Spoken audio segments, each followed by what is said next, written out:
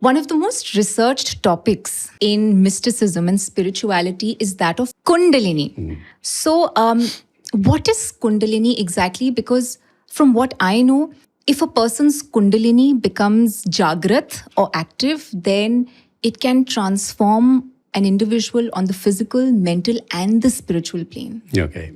What is Kundalini really? See what differentiates human beings. Okay. As per Tantra, the Nara. There's Shiva, Shakti, and Nara, Anu. The smaller element. All have the same potential, but the individual being has limitations. What differentiates that individual being from other species in nature is Kundalini. Okay. Okay. So a human is different from an animal because we have Kundalini and they do not have Kundalini? The level of, even animals also, for example, the highest chakra in animals is Muladhara. And that happens with the lowest chakra in human beings. And Muladhara is considered to be the generation point of Kundalini, okay, where Kundalini is constantly generated. But in absence of any endeavor to channel it upwards, it just flows with gravity, flows out, flows down. See, there are 4 kind of energies that flow in human beings, okay.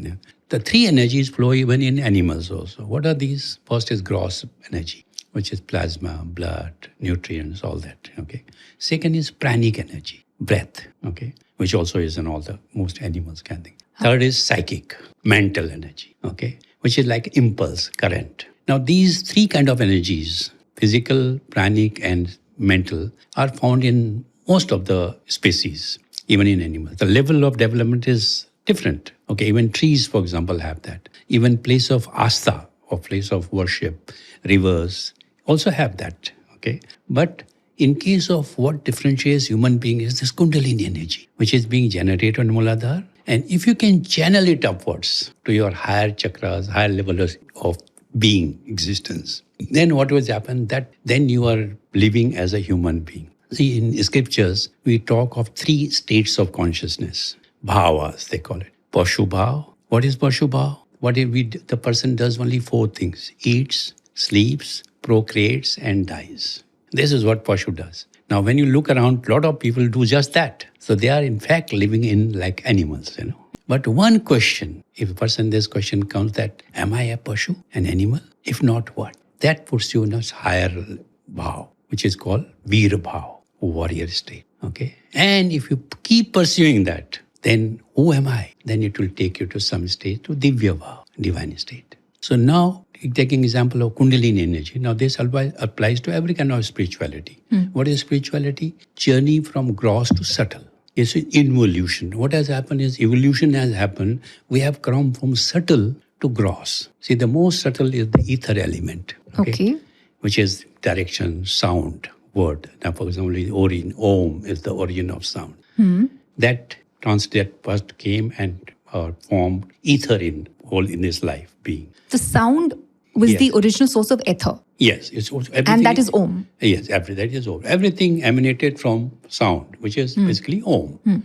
So first element that emanated, that got formed, was ether, space, and the finest element. That solidified further, became air. Air is 2 elements, ether plus air. That solidified further, became what you call light. That solidified further, became water. So water is 4 elements. Ether, air, light, fire. That element is fire there. So each of these elements are getting added in the next element. Next element. Okay. That is what process of manifestation or formation, solidification is, grossification is. And then finally earth, the grossest element, where all the 5 Panchabhutas, as we call it. There's a ratio. Now, for example, what happens, this whole thing began with sound.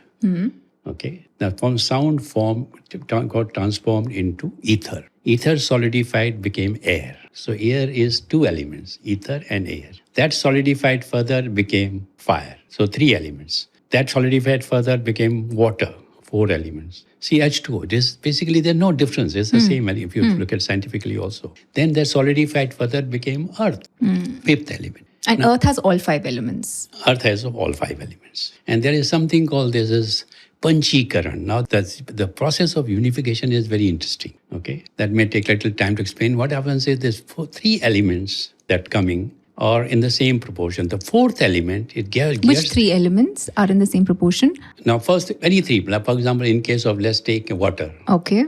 In water, your basically element number one is ether, second is air, third is fire. These elements will be almost a similar, a particular proportion. Okay. The fourth element, which is getting added here, water, it gets added, it gets divided into four parts. And only one part of that, Panchikaran, that gets added to these other three elements.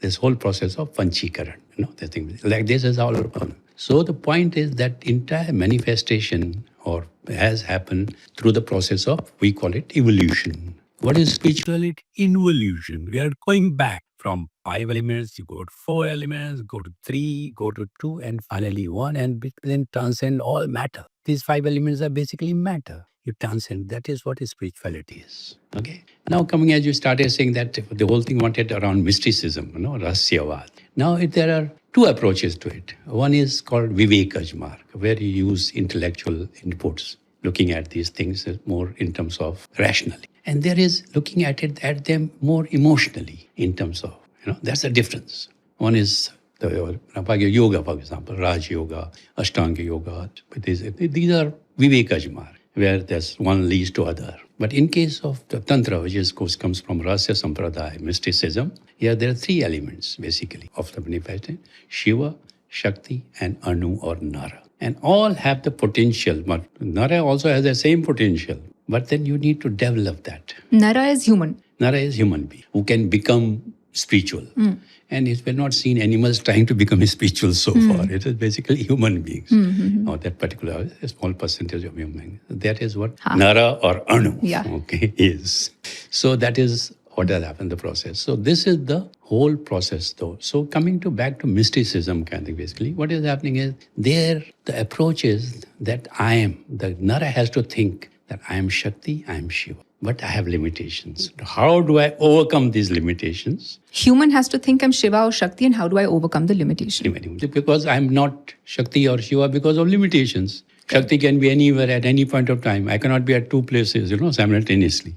How can I do that? That limitation, if I overcome, I'm Shakti, I'm Shiva. So basically, what that vow, intent is the most important is mysticism. Believe that. And then second important thing in mysticism is that everything is Shiva. All that is happening, all that is created, that is Shiva. And what Shiva means? Auspicious. There's nothing inauspicious about it. Every facet, good or bad, is auspicious. There's no bad.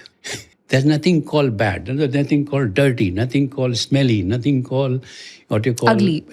Nothing called ugly. Everything is beauty. Which is why Shiva is every manifestation. Yes, Shiva is every manifestation. Because embrace the highest of everything. Everything. So that is why the highest, Lord of Lords, the highest. So this is the difference between what you call.